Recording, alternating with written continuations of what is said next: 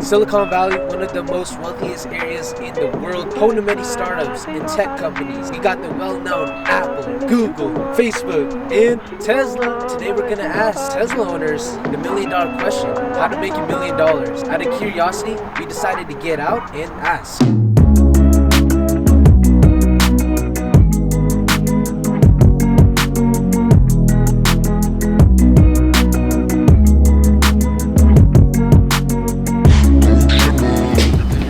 We're heading over to the best store in San Jose.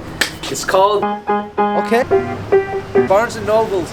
This is where you get the knowledge, you know what I'm saying? Right, Devin? Yes, sir. This right here, this is book of the day. Rich Dad, Poor Dad. The main thing I learned about this book is investing into assets, things that give you money rather than take money away from you. And things that take money away from you, that's called a what, David? Liability. That's called liability, bro. Surround yourself with like-minded people, with other hustlers, other grinders, other people who want to be successful in life.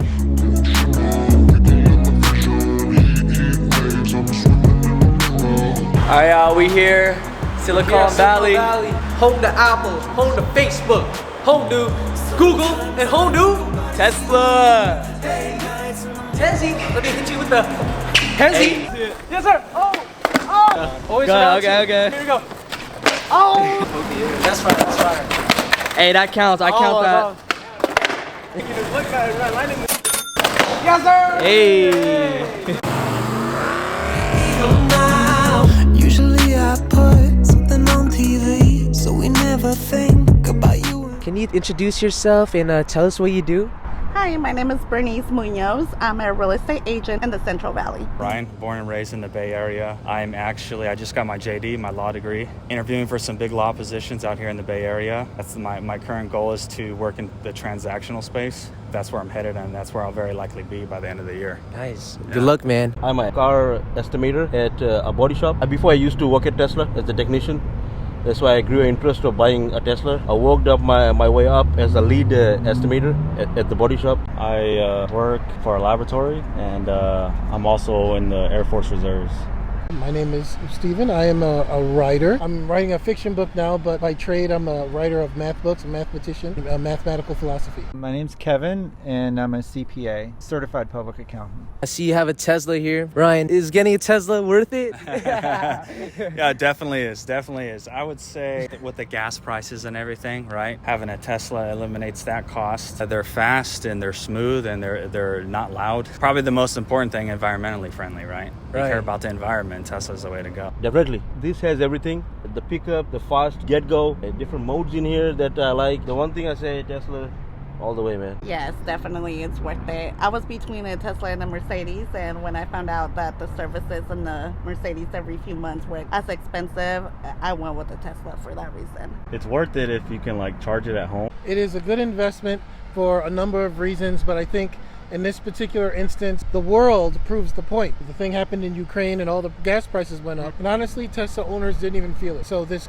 notion that you are insulated from not only geopolitical forces going on, but also climate change and this new law in California where all new cars have to be electric by 2032 or something like that. We are insulated from all that. And that in itself is reassuring. With all the knowledge that you have right now, if you were to start with $0 and make $1 million, how would you do it? Definitely, zero and make $1 million. Networking is probably the biggest thing, as you guys probably already know, right? Networking and just asking tons of questions. $0 to $1 million.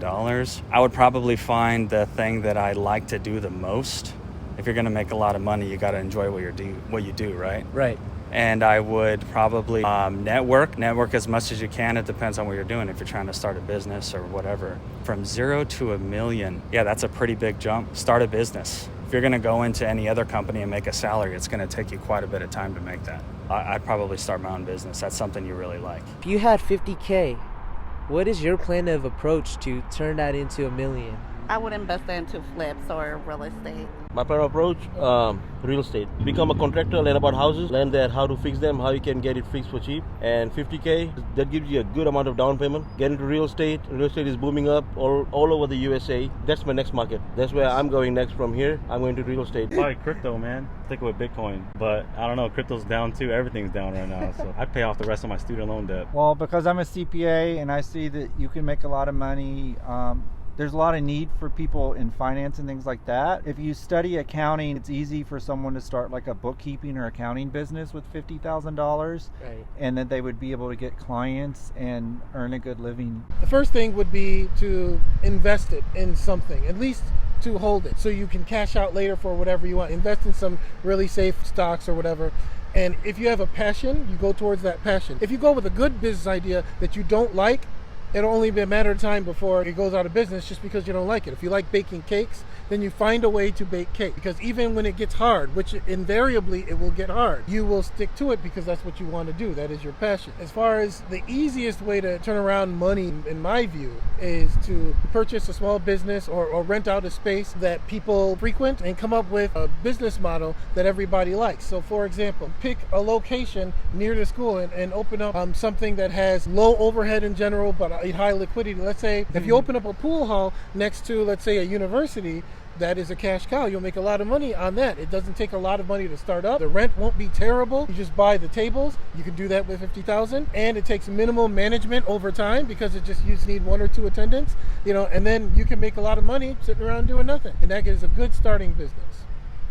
Woo! Hey, I love the insight, man. That was a lot to take in, but that was gold. What is one life-changing advice that you give to young aspiring entrepreneurs and like young adults just entering the real world trying to chase big dreams? The one thing that got me to this place, using your money wisely. Nowadays, it's easier for people to get the money, but to use it and to keep it is difficult. Once you had hold of the money, man, use that money to make you money. That's all I'm saying.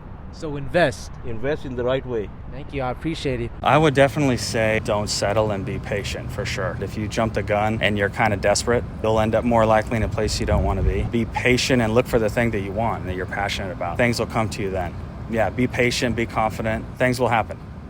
I love that, man. Yeah, Ryan, definitely. thank you so much. I appreciate absolutely, it. man. Don't give up. Like even when it seems really hard or when it's not going your way, just keep going. Thank you so much. I appreciate it. Focus on yourself. Don't get distracted, especially like in your early 20s. Do what makes you happy and the rest will follow. The money will come if you just do what you want to do. You know what I mean?